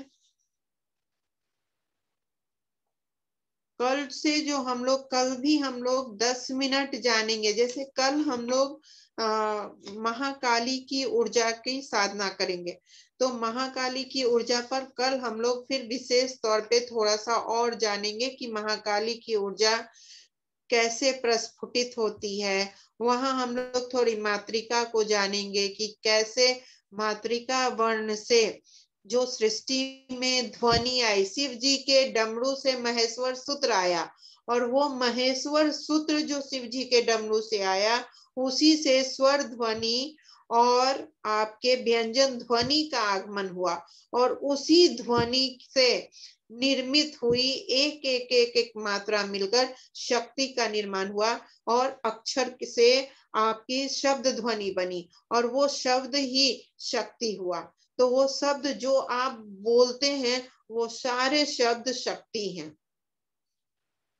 ठीक है, और वो अक्षर का मिलन जो होता है, वही अक्षर के मिलकर बनने की जो प्रक्रिया हुई, वही शिव से शक्ति के मिलन की सेतु हुई, और वह मिलकर फिर संपूर्णता में, व्यापकता में शक्ति का निर्माण हुआ। इसलिए आप जो बोलिएगा वो होता है, आप उससे ही निर्मित हैं। तो ये भी हम लोग थोड़ा 10 महाविद्या का अलग अलग भी थोड़ा हम लोग जानेंगे। तो कल से 9:30 बजे क्लास होगा, 9:30 बजे से शुरू होगा। 5 से 7 मिनट हम लोग जिसकी साधना करेंगे उसकी व्याख्या कर लेंगे, और उसके बाद फिर उसकी साधना करेंगे। किन्हीं को ये साधना करने में भय तो नहीं आ रहा? अरे नहीं दीदी, बहुत आनंद आ रहा है। अच्छा, ये मातृका विज्ञान इसी को कहते हैं ना, जो मतलब जो जो अक्षर जो डमरू निकले उसे जो शरीर के एक एक अंगों का जो शब्दों से निर्माण हुआ है। कहीं पढ़ा था तो मुझे उस समय नहीं आता कि योगियों के प्राण जाकर हंस में स्थित हो जाते हैं, लेकिन इसका मतलब क्या था ये फिर थोड़ा सा कहीं पढ़े तब समझ में आया कि ये जो एक एक शब्दों से मातृका वर्ण से जिसे हमारे अंगों का निर्माण हुआ है, फिर वो ह और स जब मिलता है तो वही जाकर के हंस बनता है। तो ये थोड़ा सा समझ में आया था, पूरा भी नहीं जानते हैं। आगे हो सकता है यहाँ हमें वो सूत्र मिल जाए, उसकी व्याख्या। बहुत बहुत धन्यवाद दीदी। बिल्कुल बिल्कुल वही मातृका है। और वही मातृका जब मिलता है चक्रों के माध्यम से तो हंस आपके सुषुम्ना में हंस की आवाज आती है। और वही जब एकाकार हो जाता है तो आप उच्चतम पर पहुंच जाते हैं। उसके बाद आप सिद्ध हो जाते हैं, और जब सिद्ध हो जाते हैं आप तो आप जो बोलते हैं वह होता है।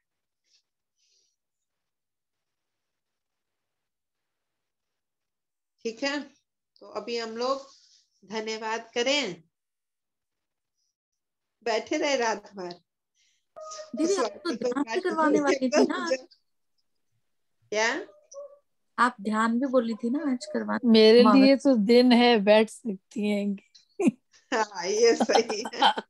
खुशबू के लिए भी दिन है, इसलिए वो भी बोली जा रही है, ध्यान करवाने बोली थी। तो दीदी इंडिया वालों के लिए रात है, अब सोना है तो ध्यान ध्यान में रहे, और क्या है, सब फ्री होंगे ना इस समय तो वो लोग भी।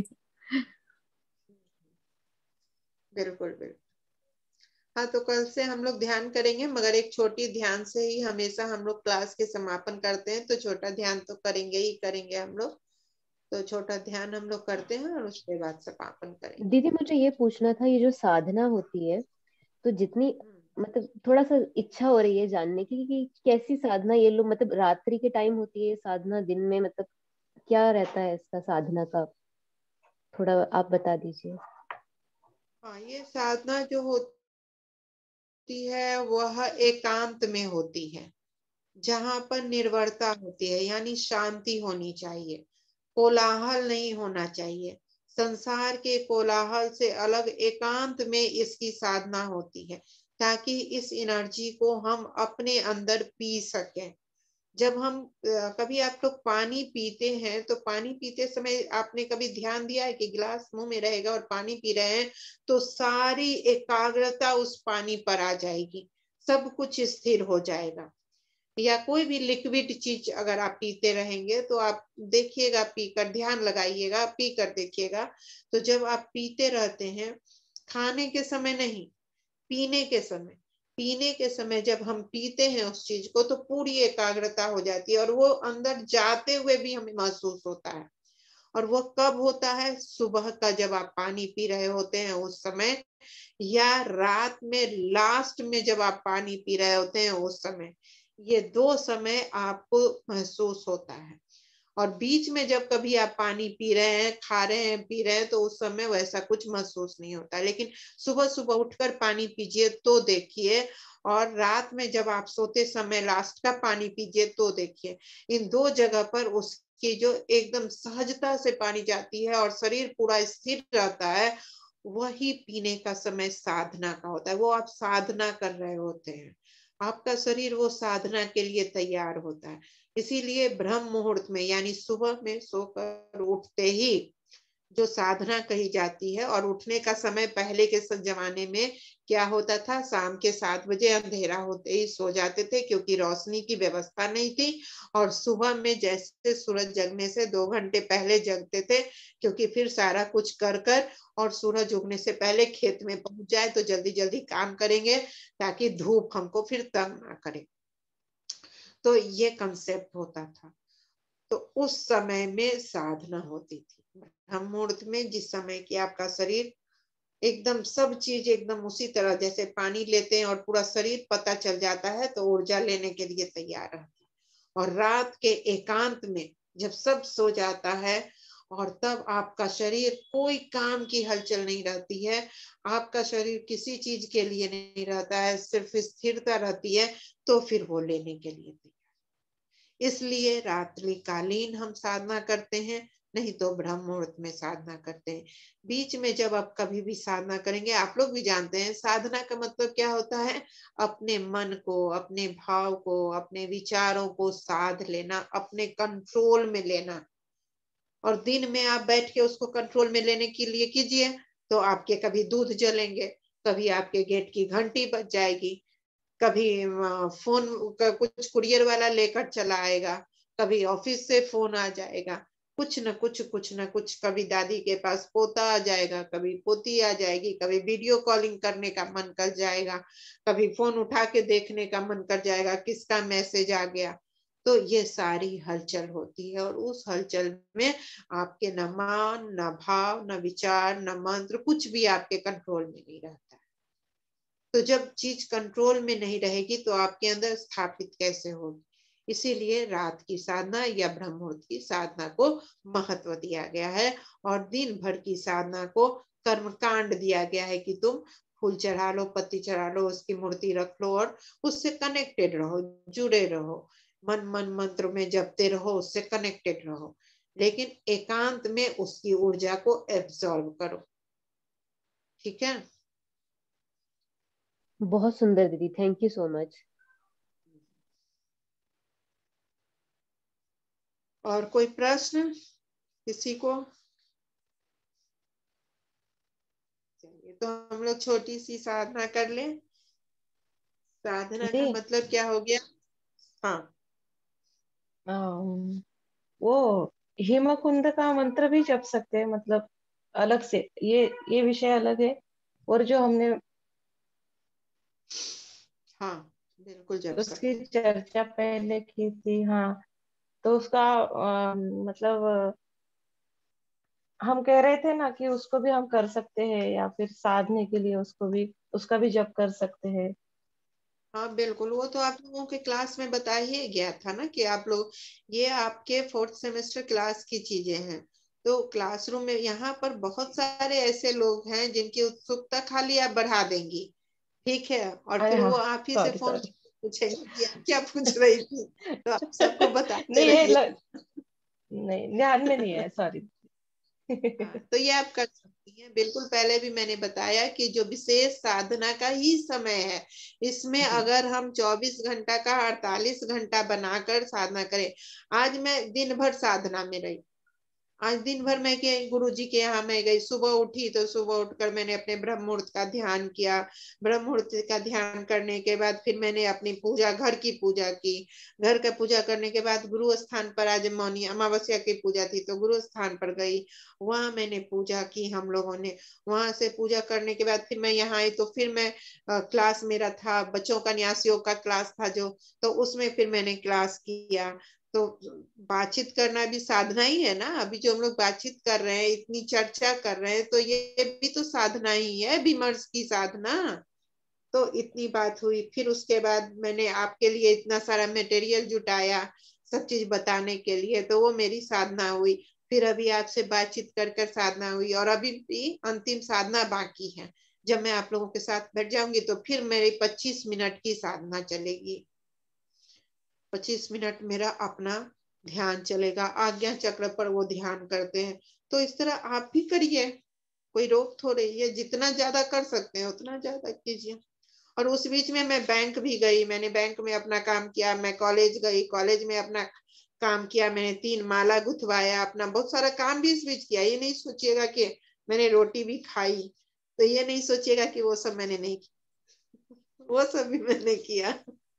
सब चीज करते हुए ये भी किया। ठीक है, तो सब चीज करते हुए हम कर सकते हैं, सारी दीदी चीजों को कर सकते हैं। जैसे अभी आप जब गुप्त नवरात्रि ऐसे जब भी कुछ ऐसे टाइम पे स्पेसिफिकली ये सब चीजें बताते हैं ना, तो ना वो समझ में भी आ जाता है और वो करने का भी रहता है, पर अंदर ना बहुत सारी क्यूरोसिटी और रहती है कि जैसे इस चीज को और जानना है और इस सब बारे में होना चाहिए। तो जैसे आप न्यास का तो पूरा सिलेबस बना के कोर्स लेती है, तो इसका ऐसा एक नहीं कर सकती, क्योंकि बहुत सारी चीजें आप छोटे छोटे रूप में टुकड़ों टुकड़ों में बताती तो रहती हैं, पर वो एक सिस्टमेटिक जैसे हम क्लास करते हैं उस तरह से हो ना, तो बहुत सारे कंफ्यूजन, बहुत सारे अंधविश्वास, बहुत सारी चीजें जो हमें पता ही नहीं है, और बहुत कुछ ऐसा है जो हो ये जो सकता है, है तो वैसा। खुशबू, जी दीदी। अभी क्या है कि इस समय जो मैं करती हूँ वो मेरा अपना शौक है कि सारी दुनिया में फैले। ठीक है, जी। तो मेरे साथ जुड़े हुए 60-70 लोग हो जाते हैं मेरे दोस्त।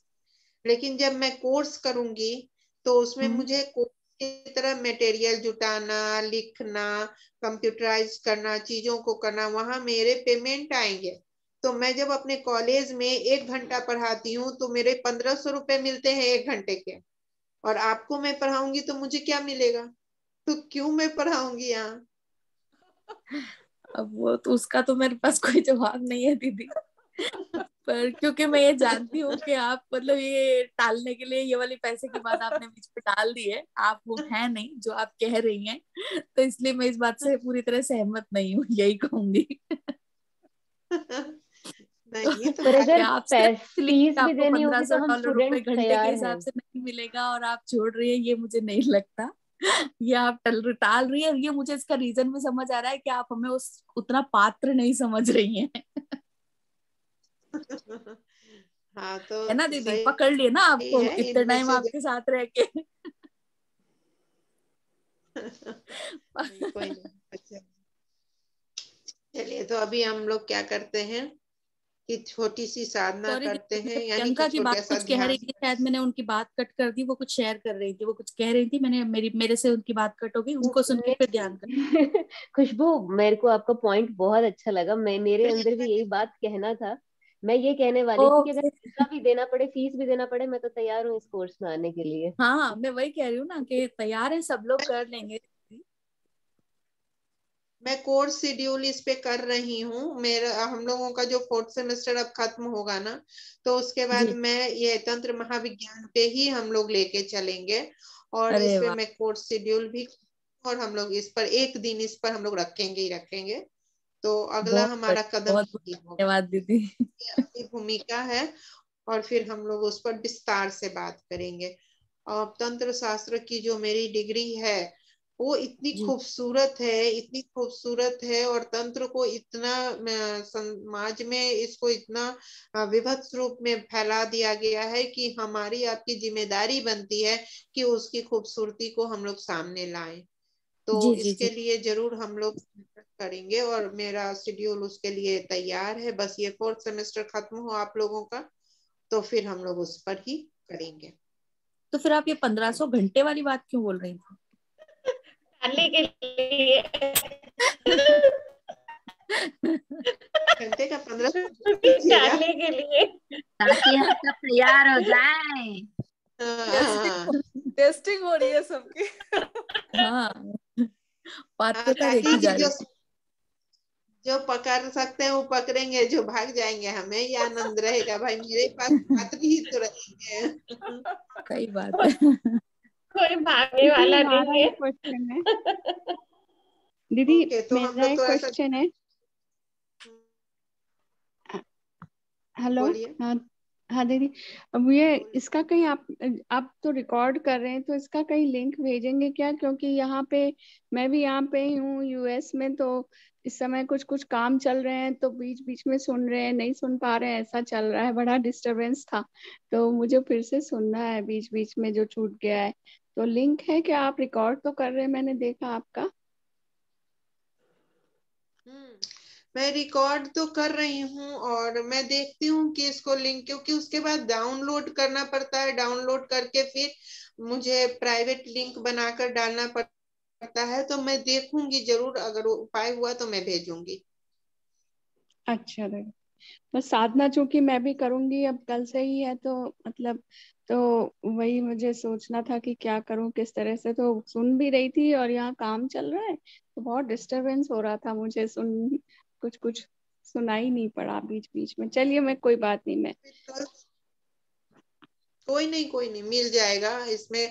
और ये बहुत बड़ी बड़ी बातें नहीं हुई हैं, ये सब हल्की फुल्की बातें हुई हैं। जब साधना करेंगे तो सब उसमें आ जाएगा।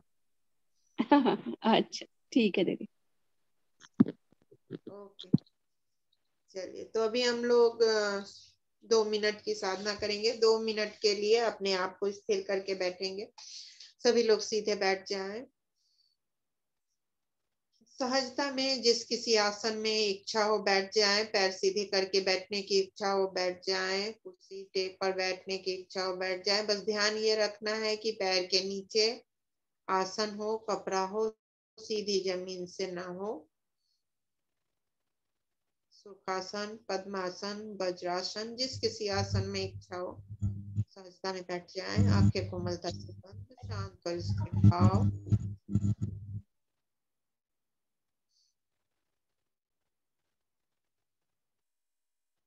श्वासों पर ध्यान। हम श्वासों के माध्यम से प्राण वायु को अंदर और बाहर लेते हैं। आप हमेशा ध्यान रखें कि श्वासों पर आपकी जिंदगी नहीं है, आपका जीवन श्वासों पर नहीं है। श्वासों के माध्यम से जो प्राण ऊर्जा आप धारण करते हैं वह मूल तत्व है। उस प्राण ऊर्जा पर ध्यान को केंद्रित करें। जैसे हम भोजन खाते हैं तो भोजन प्रमुख नहीं होता, बल्कि उससे मिलने वाले पोषक तत्व, कार्बोहाइड्रेट, प्रोटीन, वसा, विटामिन्स, मिनरल्स, वो सब महत्वपूर्ण होते हैं। ठीक उसी प्रकार से श्वासों से जो हम ले रहे होते हैं उसकी प्राण ऊर्जा ही महत्वपूर्ण होती है। उस प्राण ऊर्जा पर ध्यान, हल्के हल्के शरीर में श्वासों के माध्यम से प्राण ऊर्जा को भरें। रोम रोम में प्राण ऊर्जा का प्रवाह, जितना ज्यादा लंबी गहरी सांस ले सकें लें।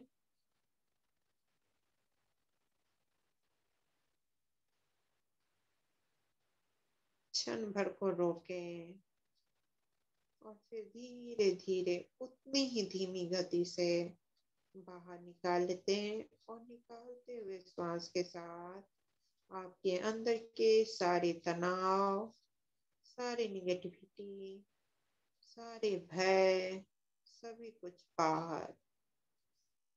क्रोध, आक्रोश, बैर, द्वेष, ईर्ष्या, शक, संदेह, सभी बाहर। फिर से श्वासों को भरेंगे। भरते हुए श्वास के साथ आनंद, प्रेम, सफलता, संपूर्णता, सुरक्षा अंदर। नाक से श्वास लें और मुंह से छोड़ेंगे। और छोड़ते हुए श्वास के साथ आक्रोश, क्रोध, बैर, द्वेष, ईर्ष्या, शक, संदेह, सभी बाहर। नाक से श्वास लेंगे और मुंह से छोड़ेंगे। पुनः एक बार नाक से श्वास लें। लेते हुए श्वास के साथ प्राण ऊर्जा के साथ सुख, समृद्धि, सफलता, सुरक्षा अंदर। और मुंह से बाहर क्रोध, आक्रोश, बैर, द्वेष, ईर्ष्या, शक, संदेह, तनाव बाहर।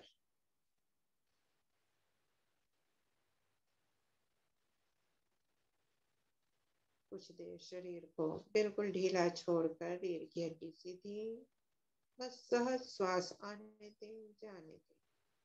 मुख बंद, नाक से आते और जाते हुए श्वास।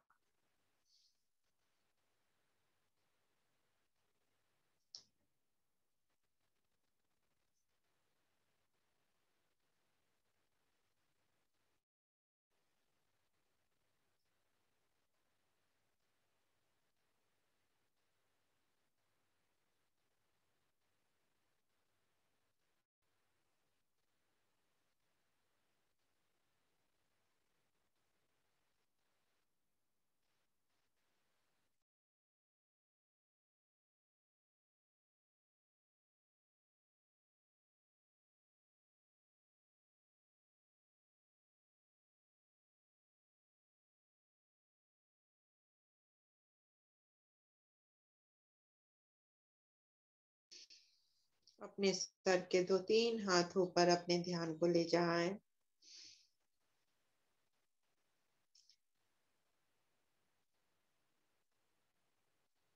आपके सर पर सहस्त्रों कमल दल खिले हुए।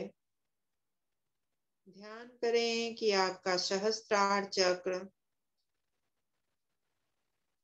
एक सुंदर हॉल है और उस हॉल में कई कुर्सियां, 10 कुर्सियां लगी हुई हैं। 10 कुर्सियों पर 10 महाविद्या बैठी हुई आपस में हंसी मजाक ठिठोली कर रही हैं।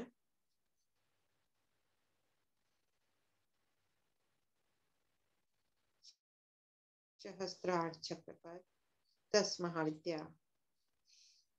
देखें आप उनके भार को वहन कर पा रहे हैं या नहीं।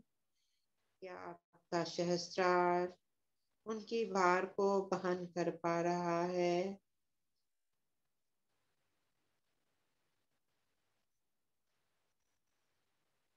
उन्हें हंसते हुए, बोलते हुए, खिलखिलाते हुए देखें। आपका सर हल्का हल्का हल्का, धीरे धीरे वो 10 ऊर्जाएं व्हाइट लाइट में बदलकर एक हो गई हैं और वह धीरे धीरे आपके सहस्त्रार से अंदर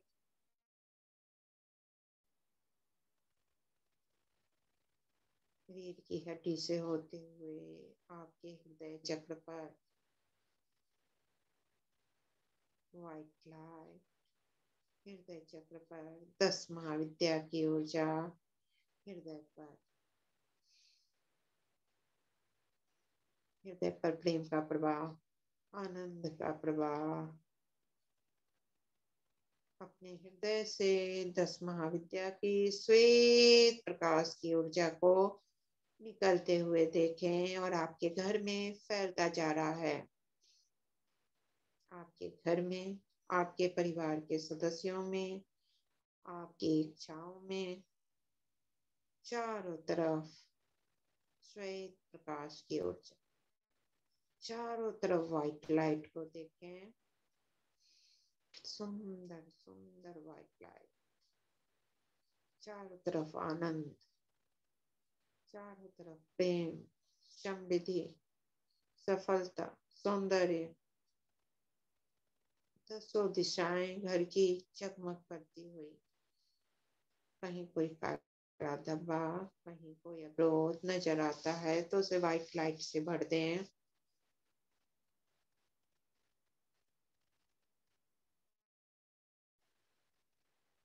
बहुत सुंदर। और अब अपने सामने से सभी दीवारों पर, कोनों पर दिव्य प्रेम का मंत्र जपते हुए आगे बढ़ते जाएं क्लॉकवाइज।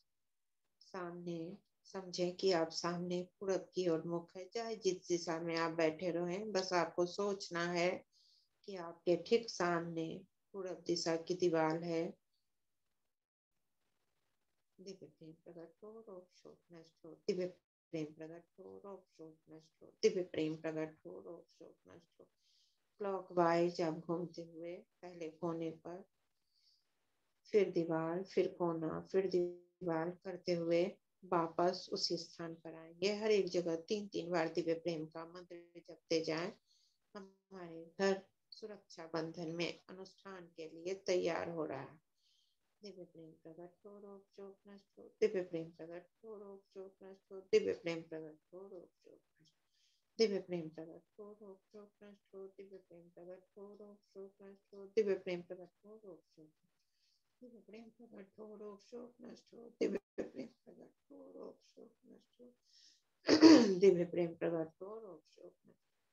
दिव्य प्रेम प्रकट हो, रोग शोक नष्ट हो। दिव्य प्रेम प्रकट हो, रोग शोक नष्ट हो। दिव्य प्रेम प्रकट हो, रोग शोक नष्ट हो। दिव्य प्रेम प्रकट हो, रोग शोक, दिव्य प्रेम प्रकट हो, रोग शोक नष्ट हो। दिव्य प्रेम प्रकट हो, रोग शोक नष्ट हो। दिव्य प्रेम प्रकट हो, रोग शोक, दिव्य प्रेम प्रकट हो, रोग शोक नष्ट हो। दिव्य प्रेम प्रकट हो, रोग शोक नष्ट हो। दिव्य प्रेम प्रकट हो, रोग शोक। दृष्टि से सिर्फ हम आगे बढ़ रहे हैं। दिव्य प्रेम प्रकट हो, रोग शोक नष्ट हो। दिव्य प्रेम प्रकट हो, रोग शोक नष्ट हो। दिव्य प्रेम प्रकट हो, रोग शोक नष्ट।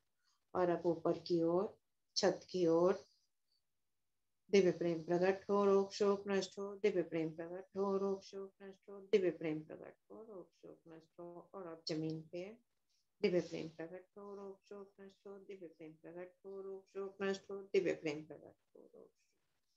आपका संपूर्ण घर प्रेम की ऊर्जा से दिग्बंधित हो गया है। अब हमारा यह स्थान आनंद का, प्रेम का स्थान, अनुष्ठान के लिए, 9 दिवसीय अनुष्ठान के लिए तैयार। दोनों हाथ जोड़ लेंगे, अपने घर की ऊर्जा को धन्यवाद देंगे। यह घर जो हमें संपूर्णता से प्रेम के स्वरूप में अनुष्ठान के लिए प्राप्त हुआ है, उसे बहुत बहुत धन्यवाद। हमारी अपनी स्वयं की ऊर्जा को धन्यवाद। घर के सभी सदस्यों के उच्चतम ऊर्जा को धन्यवाद, जिनके सहयोग से हम 9 दिवसीय यह अनुष्ठान पूर्ण कर पाएंगे। माता पिता की ऊर्जा को धन्यवाद। गुरु की ऊर्जा को धन्यवाद, जिनके ज्ञान और विवेक से हम नित्य प्रति उत्तरोत्तर आगे बढ़ते हैं। कुल देवी देवताओं की ऊर्जा को धन्यवाद। हमेशा ध्यान रखें, कुल देवी देवता हमारे प्रथम रक्षक हैं और उनके ध्यान करने से, उनके प्रेम से पूर्वजों की ऊर्जा, घर की ऊर्जा हमें प्राप्त होती है। पूर्वजों को बहुत बहुत धन्यवाद। न्यास योग प्रणेता डॉक्टर DP साई गुरु जी को धन्यवाद। न्यास प्रशिक्षक को धन्यवाद। सभी इष्ट मित्र बंधुगण, 10 महाविद्या की उच्चतम ऊर्जा को जो कल से हमें धारण करने वाली है और जिसे हम धारण करने वाले हैं, उस 10 महाविद्या का हमारे इस घर में आवाहन है, स्वागत है और हम उन्हें नमन करते हैं। दोनों हाथ घुटने पर शांति पाठ करेंगे। लंबी गहरी सांस।